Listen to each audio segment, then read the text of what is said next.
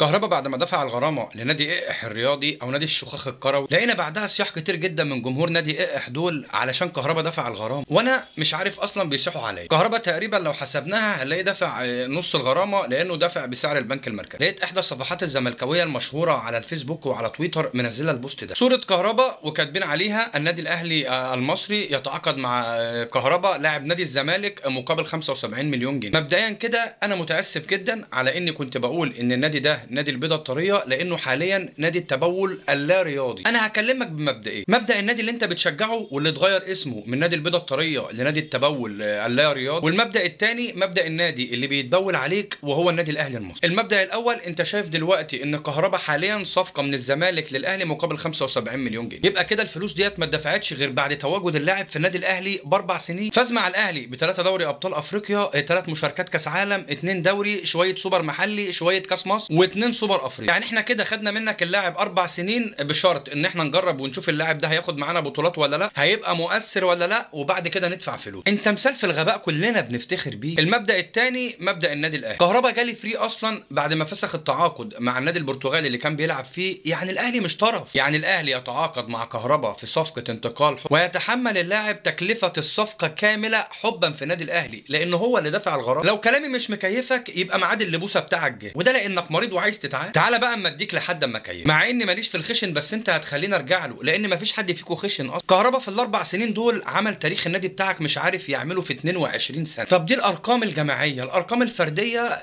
كهربا الموسم اللي فات كان هداف دوري ابطال افريقيا اللي الاسطوره الوهميه بتاعك في تاريخ النادي بتاعه عمره ما عرف يعمل. كهربا صاحب افضل هدف في البطوله وبرضه ما حدش عندك عرف يعملها قبل كده. كهربا في الفتره اللي لعبها مع النادي الاهلي كان اكتر لاعب مؤثر في بطولات وماتشات النادي الاهلي اللي كسبها. كهربا عمل مع الاهلي اللي ابوك من ايام ما كان بيشجع كان نفسه يفرح بيه مع النادي بتاعه.